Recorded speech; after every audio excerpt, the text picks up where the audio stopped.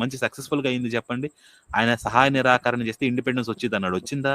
రాలేదు కదా, ఫెయిల్ అయింది. సార్ ఒక నిమిషం, నేను ఒక బ్లాంకెట్ స్టేట్మెంట్ ఇస్తాను.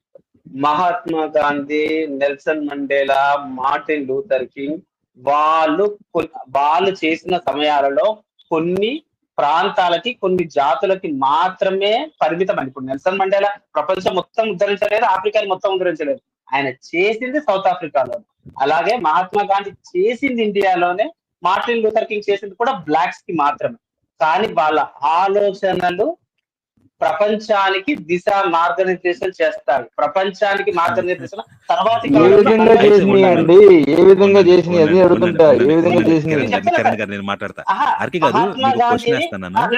నేను ఒక అడుగుతాను. మహాత్మా గాంధీని కేవలం భారతదేశ స్వాతంత్ర ఉద్యమానికే పరిమితం చేస్తే ఆయన స్థాయిని తక్కువ చేసిన వాళ్ళం అవుతాం.